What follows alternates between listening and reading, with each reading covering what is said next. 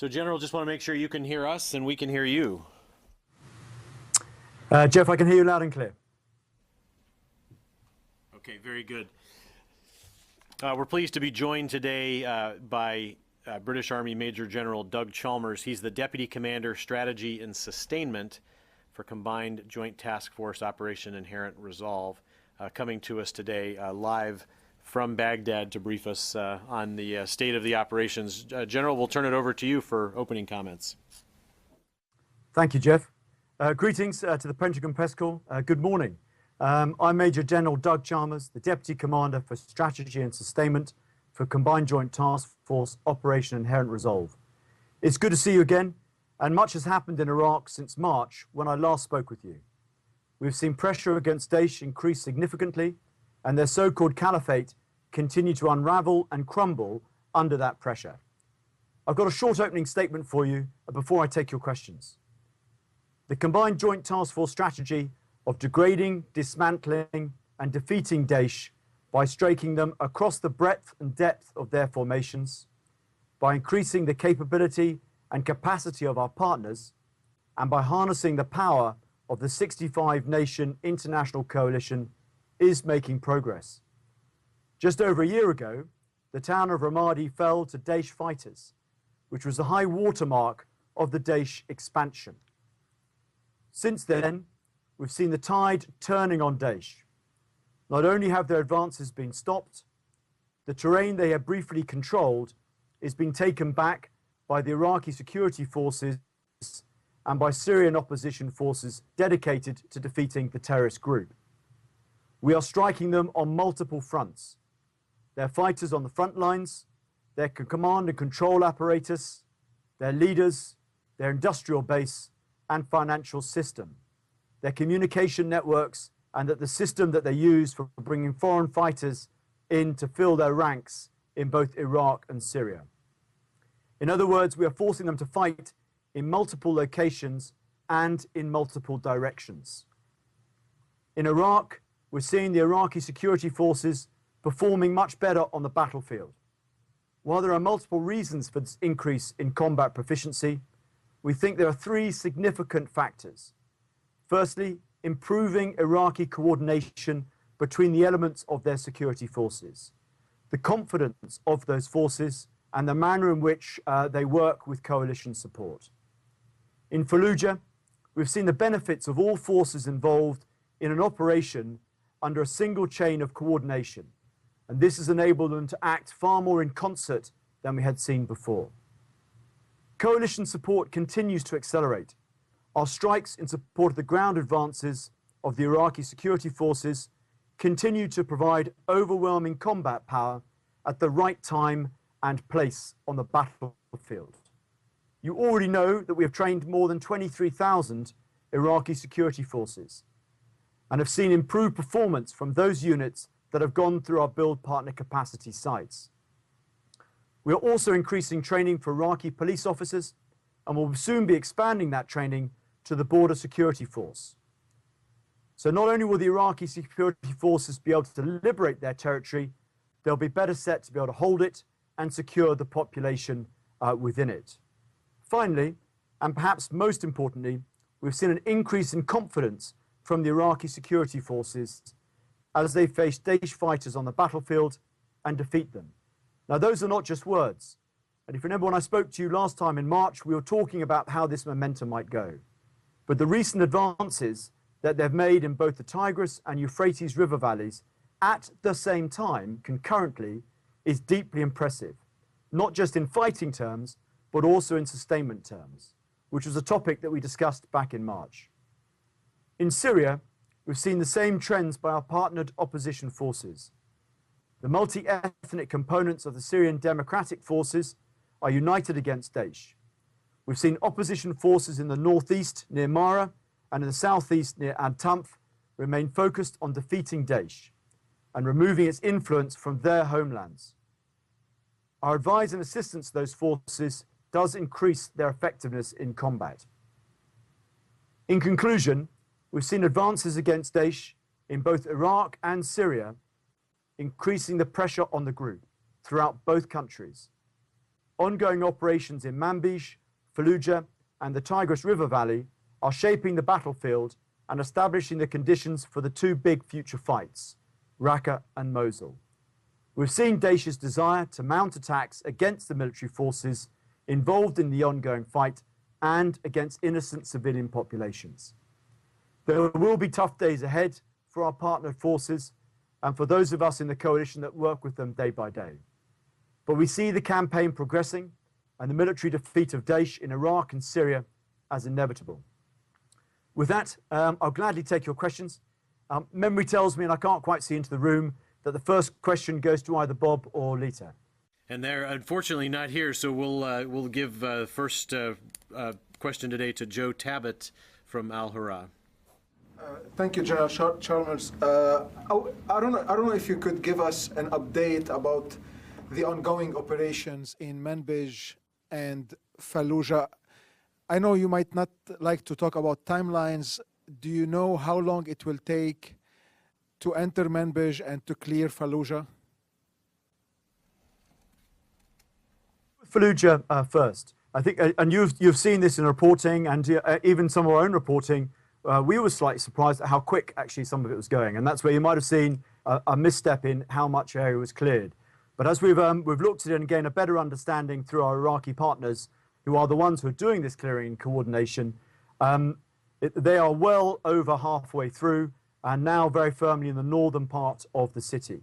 And that speed and momentum and the requirement then to sort of what we call back clear, which is go back over ground afterwards. We've still got a while to go, but it's going to be far quicker than we probably had estimated a couple of weeks ago. That's for Fallujah.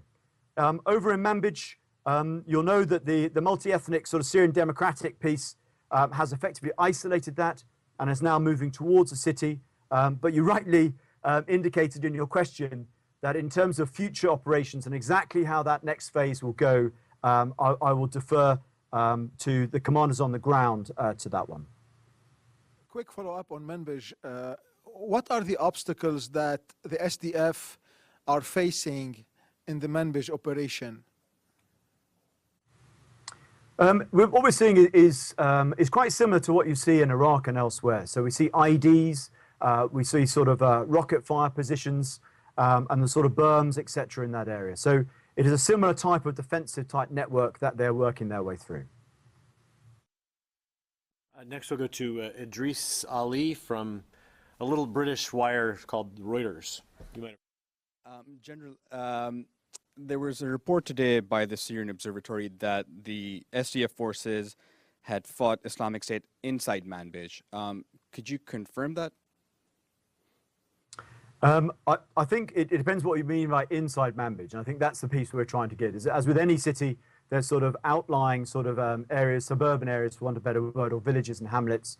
They are in those, but actually exactly where they are inside the centre of the city is not yet, is my word. So I think I can understand the report. Our understanding is it's more on the outer edges of the sort of the villages in that area. And on Fallujah, I mean, just looking over the pictures and some of the reporting, it looks like the destruction of the city is quite widespread.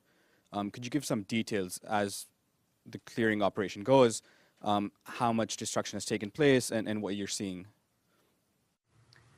No, I mean, this is something after Ramadi, as you remember, we spend quite a lot of time sort of analysing, because we know exactly where all our munitions go.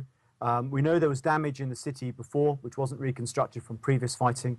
And we also know that during the ground combat phase, there is a lot of destruction done by the ground forces, both with tank munitions, etc., and rockets. And sadly, we also know that Daesh rig a lot of these houses. We call them house-borne IDs in that way. So we are seeing destruction in Fallujah. It's too early, really, to say how widespread that is. And perhaps more importantly, it's hard to say how much in terms of the explosive remnants that still litter the ground. But the speed with which we're seeing some of the Iraqi security forces move through that area in a different way to what we saw in Ramadi sort of indicates that hopefully that challenge will be slightly less than the one that's faced in Ramadi. Next we'll go with Courtney Cuby from NBC News. We're getting the mic to her right now.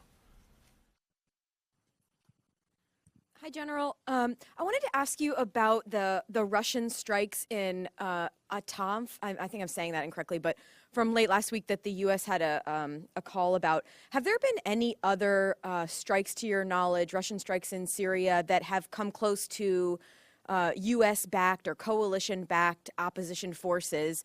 And can you give us any, there were some reports soon after those Russian strikes that they may have dropped some cluster munitions.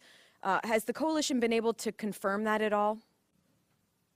I'll go with the first bit and then come further forward. So I think firstly, we were very surprised by the strike on Atamf in that garrison. It wasn't close to any of the regime forces. It was way outside of the normal pattern of Russian activity that we've seen in that way. Our people on the ground reported that they were had been attacked by cluster munitions.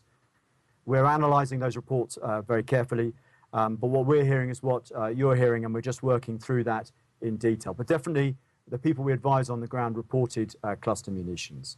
In terms of your, and as you know, there was subsequent higher-level discussions between both the US and the Russians to try and work that through, and those discussions were at a much higher level, above our level in terms of interaction and moving that dialogue further forward.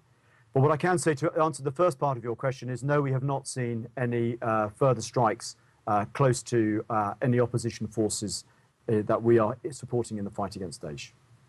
And then just two follow-ups on that. Just to be clear, when you say that the people on the ground, your people on the ground were reporting that, were those were SDF forces? I apologize. I work so closely with some of these partners that you often you get a sort of a relationship there. These were the partner forces occupying that garrison. And have you seen any numbers on how many of the partner forces, how many individuals were injured or killed in the strikes? I have. A number were killed, a number were wounded, but I have to admit I don't have the precise figure at hand right now. And then if my colleagues don't mind, I actually have another question on Fallujah, but thank you.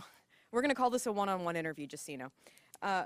Can you give us any update? I know we've asked several times of Colonel Garver and some of your colleagues there about the reports of civilians, Sunnis, who are trying to flee Fallujah being detained or even killed as they're trying to leave the fighting there. Primarily, it seems, by PMF forces. Have you gotten any more insight into how many, whether that's continuing, and how many individuals may be involved, that is, civilians who may have been detained and or tortured or killed? Yeah, I'd break your comments there really into three. So detained or killed, and into two parts. And the reason I do so is quite deliberate. So we have heard these the allegations, and I'll pick on those of deliberate attacking of civilians, not as collateral damage, but a deliberate act to attack civilians, or you use the word torture in that way. Those are the allegations that concern us. But I can tell you, having had a lot of high-level engagements with senior generals in the Iraqi forces, and perhaps more importantly, the Prime Minister, he is equally as concerned and focused on these allegations, and has directed his generals to run internal investigations to try and identify exactly what has happened and hold those who if that is found, if an assessment is found to have bearing, is to hold those involved to account through some form of judicial process.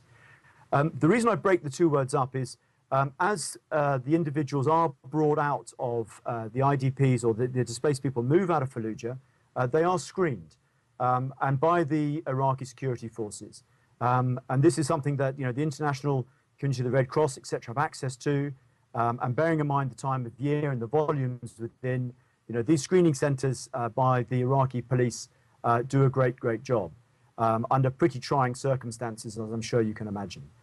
Where individuals are identified as being suspicious, they are detained.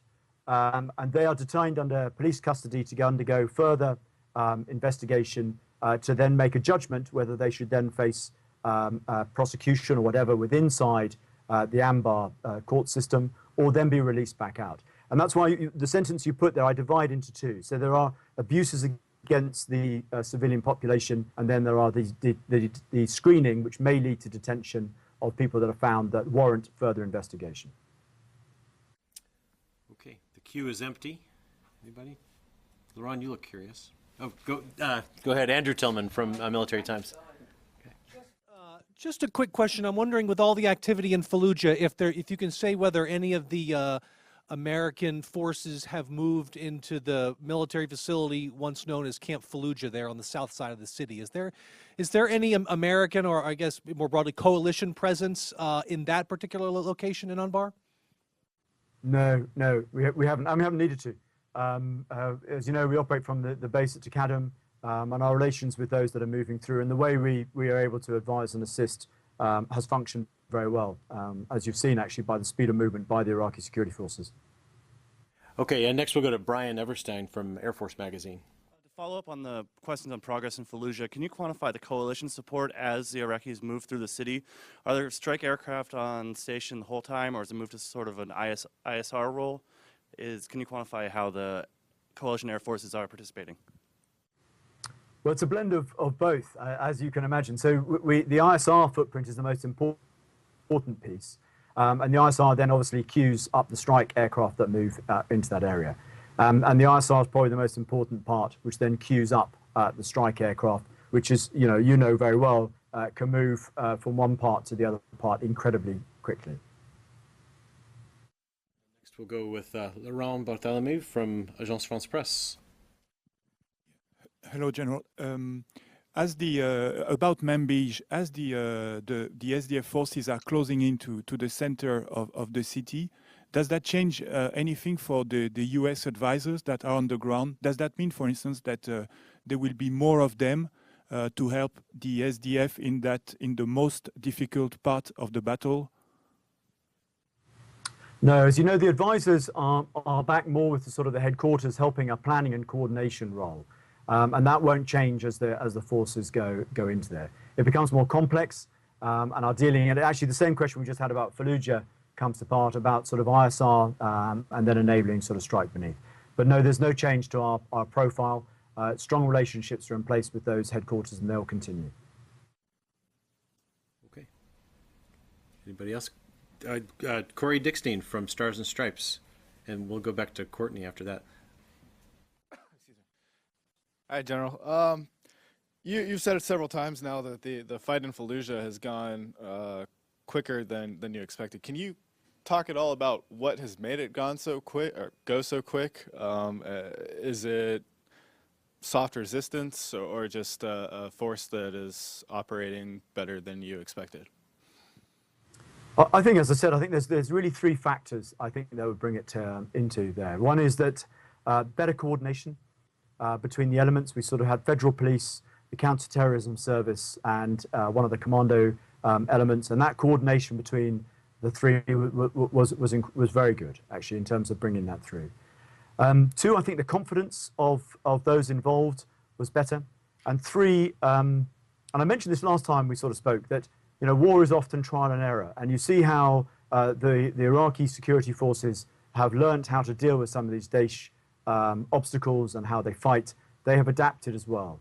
And the fighting was, to get into Fallujah, was probably some of the fiercest I think I've probably seen, particularly to break through some of the defensive belts on the southern side, and how the Iraqi security forces worked their way through that.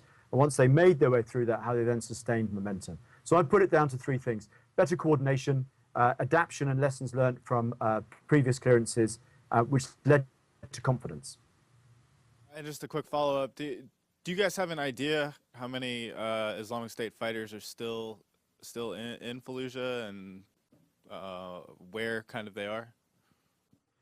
No, I mean, there's estimates and there are numbers, but I would be just adding and fueling sort of in the air to it. Are there still Daesh fighters there? Yes, but I'd rather not put a figure on it, because those figures, I could read 3 reports in a day that have a different figure.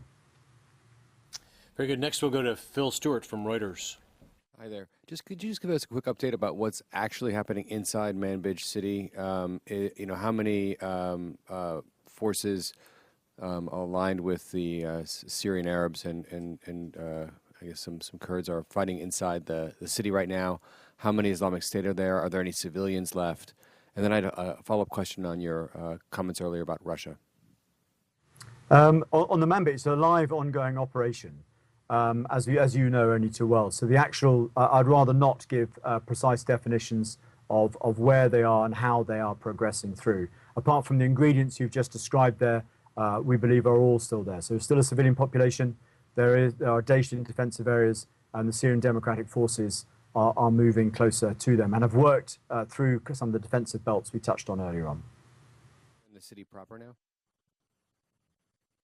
We had earlier on about this. It depends what you describe the city proper. The reporting I've had puts them on the edge and the outskirts, with some areas which I would describe as the outer element of the city rather than the city proper. And it's a definition of what we describe as a city proper. And just on Russia, in the statement that came out following the VTC, or I don't know, the video conference with the Russians, that there was some discussion about improper use of the secure communications channel. What was that? What was the improper use? Was it not heeding the U.S. warning? In that way, it was improper. Was it improper? And was it dismissive? In what way was the communication improper? I wasn't on that conversation, so it would probably be, and I wasn't on the subsequent discussion that took place between the US and Russia. So I'm going to defer that one back into the building you're in now, actually, if I may. Next, we'll go with Carla Babb. Actually, we'll just in the interest of keeping it in order there, we'll go with Lucas Tomlinson from Fox News, and then back to Carla. Hello, General. What was your first reaction when you found out that the Russians bombed U.S. and coalition-backed rebels in Syria? The fact they bombed them where they had, I think, was one of genuine surprise. It was out of the standard profile that we'd seen. This was not an area where I'd say it's complex or complicated. The last time we spoke back in March, we often talked about how in some of the areas inside Syria, it's quite a complex network. That is not really the case down in here. So my reaction was one of surprise. Thank you. And going back to Fallujah, what percentage of the city has been retaken by Iraqi security forces? Yeah, I think this is where we got into a little bit of numbers accounting about 3 to 4 days ago as to exactly what the Iraqis are saying and what we thought we'd done with the overhead imagery. I think the Iraqis this morning were saying that they had cleared about 70% of the city. And from where we see of where their frontline traces, I wouldn't demur from what the Iraqi ground commanders are saying. There's almost certainly going to be still a little bit of back clearing to be done behind that, but they're well in top of the northern half of the city at the moment. So you think that 70% is about right? There or thereabouts. I mean, this is where we look at what the Iraqi ground commanders pass to us, and then we check it across it. And as I say, looking at where they are in terms of the northern part of the city, I think 70% there or thereabouts in terms of significant Daesh resistance is right. Hey, General, would you and the other generals inside Iraq want more troops on the ground? Now, I think this probably links to an article I think I read last night. And we had this discussion, I think, lightly back in March. So as we've increased momentum, you see this in the Tigris and in the Euphrates River Valley as we move on. We understand what works, and we understand how we can sustain that momentum. And it was a conversation we had back in March. And so we're constantly looking to see if we're right-sized. General McFarlane, who I've had the honor of working with now for nearly a year, is not a man that gets frustrated, which I think where the article definitely sort of mischaracterized some of the dialogue that goes on. He engaged with dialogue up through his chain of command, where he thinks there might be an area that we might require an increase in capability. And I use that word capability because it can be a raft of forums, as we spoke about last time, whether it be logistics, equipment, or air support, or ISR across that piece. And some of that dialogue is going on at the moment, but it'd be wrong of me to comment further on that. Okay, thank you.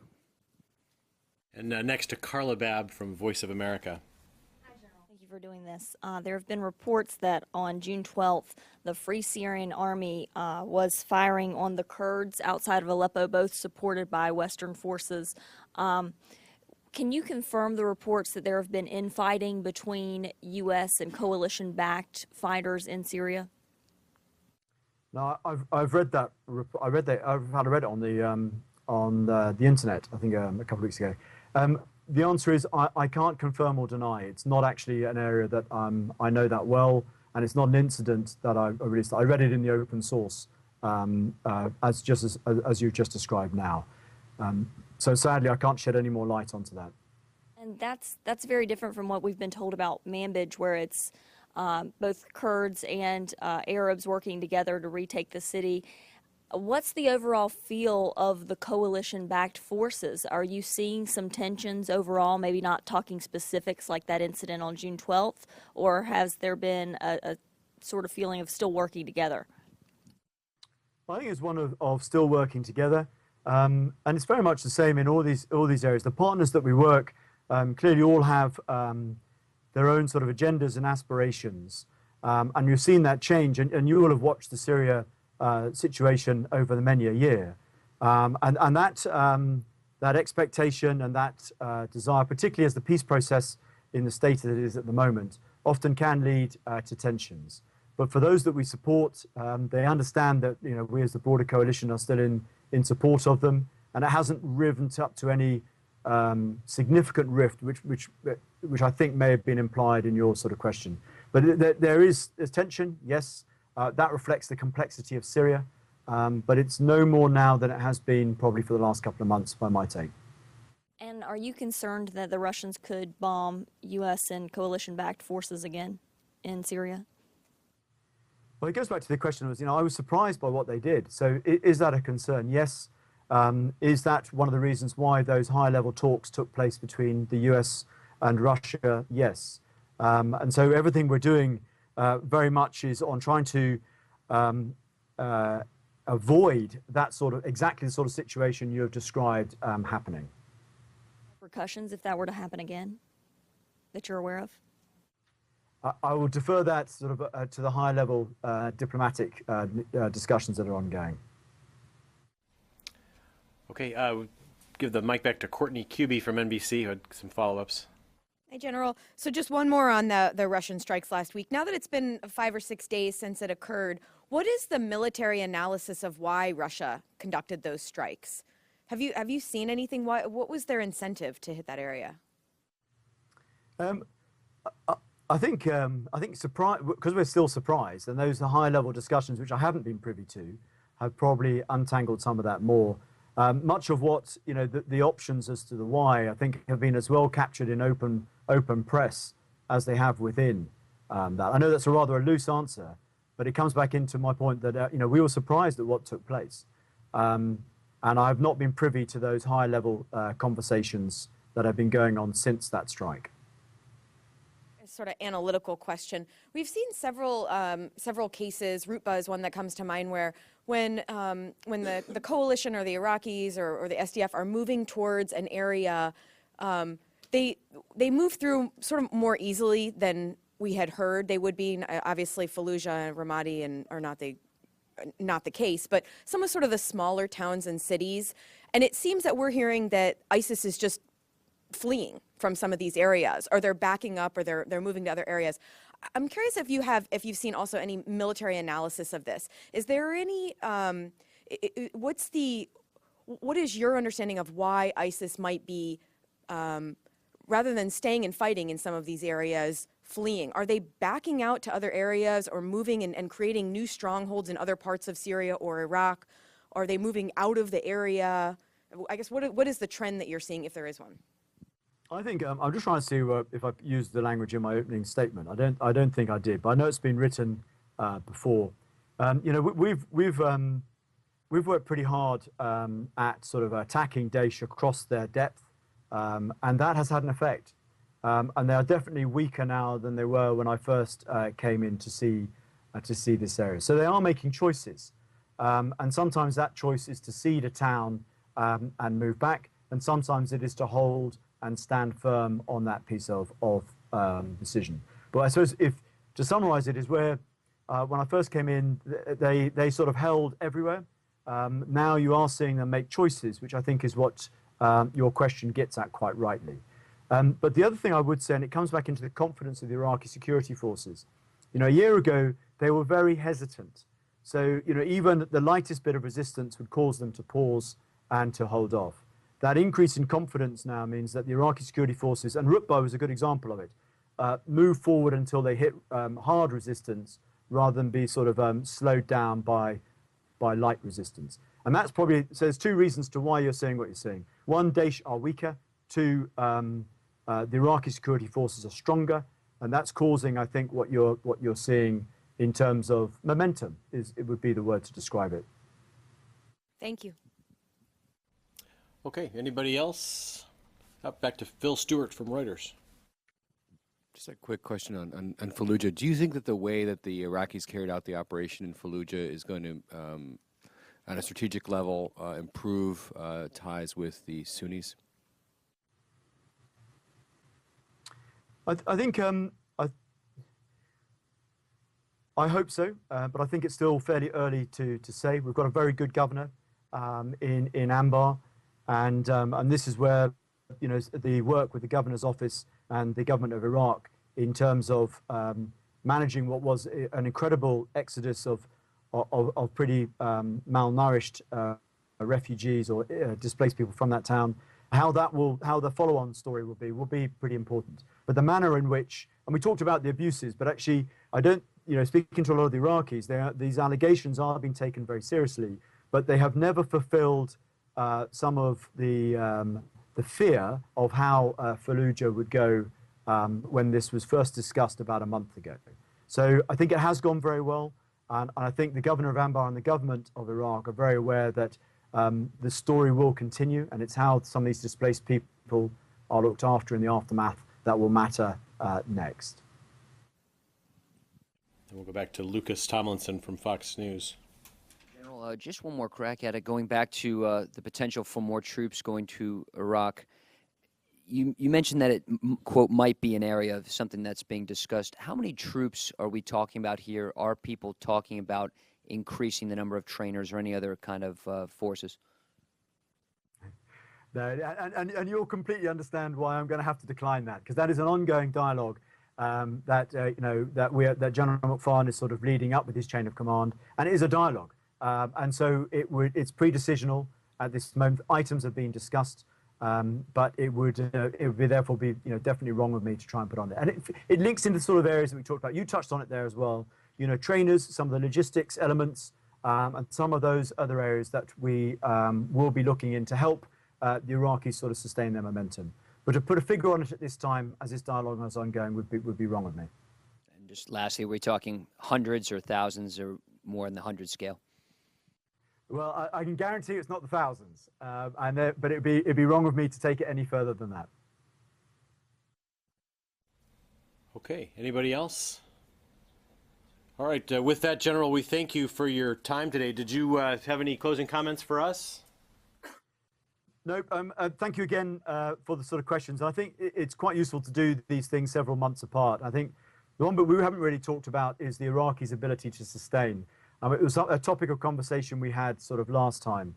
And if you look at what the Iraqis are achieving in terms of momentum, both in the Euphrates and the Tigris River Valley, and sustaining these consumption rates in there with those vehicles, it's deeply impressive. Actually, the last time I came in front of you in March, I probably inferred that I wasn't 100% sure we'd be able to sustain this momentum.